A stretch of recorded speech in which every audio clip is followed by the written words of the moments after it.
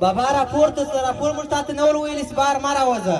وای زوی جانه زما لورکۍ پسې راووته، زما جمعه وخته لورکۍ چېرې ده؟ بابا هغه سکول لاړه.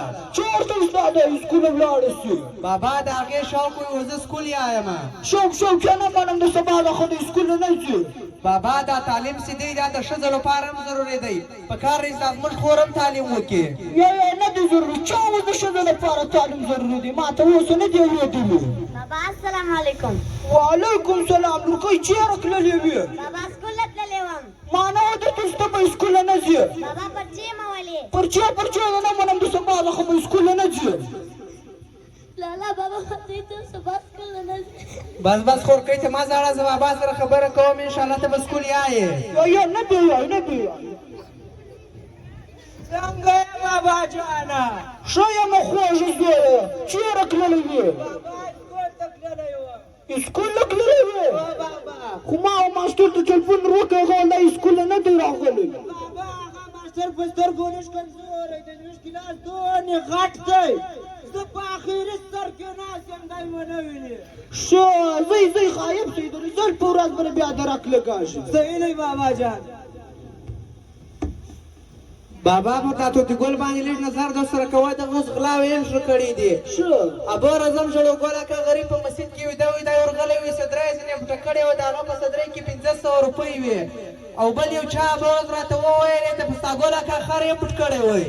یا زما توتي ګل زوی ډېر نیک صالحه زوی دی، هغه د اغلاوې ملاوې نه کوي، په تعقل کې د خلکو نه شه یا دا تهمتونه پر لګوي. زما توتي ګل زوی به ور سبق وایي، ور به د کلي ملک وي. شه بابا اوس مې وګورو. السلام علیکم بابا.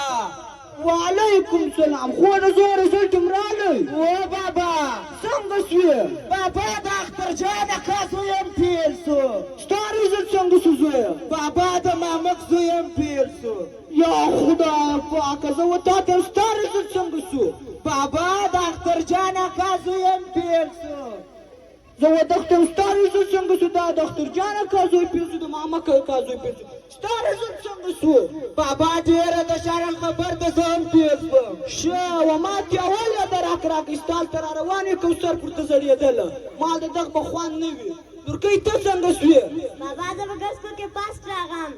توره ده نه ده والې، زه په ګډ سکول کې فسټ رالم. سبا د سکوله مه ځه، ته بل سکول نه یایې. ځئ غایب شئ. بابا ما درته وویل په دا توتي ګل باندې نظر در سره کوه، دا غلاوې کوي، سبق نه یایې. اوس ته ولدلی فیل سو، زموږ خورکۍ سبق یایې، اوس ته ولدله په ګډ سکول کې فسټ راغه. یا زوی جانه سبق به ووایه چې مې ډېر دی پاس. وای خو دې پیس راغلی. السلام علیکم حاجي صاحب. وعلیکم سلام. خیر وای؟ خیر چیرې دی حاجي صاحب؟ ستا نوم شادي ګل دی؟ او زما نوم شادي ګل دی، زه د دا کلي ملک یم. حاجي صاحب ستا د زوی نوم توتي ګل دی؟ او زما د زوی نوم توتي ګل دی. الله دې نیک صالح کړي، پر ما ډېر ګران دی، ډېر ښه زوی مې دی. چیش دغه دی؟ ته څه خبر یې دغه دی؟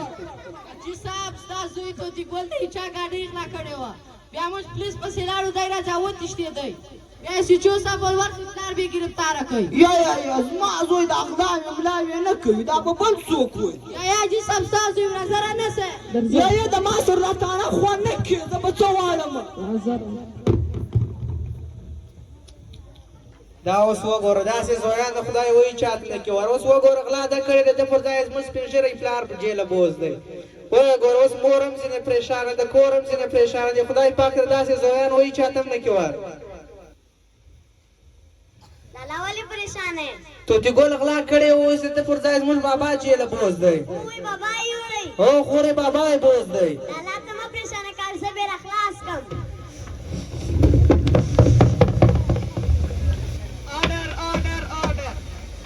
जनाब वाला मुझे इस अदालत में चंद गुजारिशात करने की इजाजत दी जाए।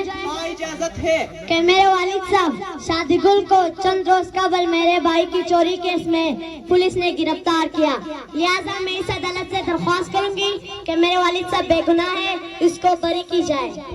वकील साहब क्या आप इस केस में कुछ कहना चाहते हैं? नहीं। Order order order. अदालत इस नतीजे पर पहुंची कि दोनों वकला के दलाइल से यह बात साबित हुई कि मुलजिम शादीगुल जो बच्चे के केस में गिरफ्तार हुआ, मुलजिम शादीगुल बेगुनाह है और अदालत ये हुक्म देती है कि मुलजिम शादीगुल को बाइज्जत बरी की चाहिए। Order order order.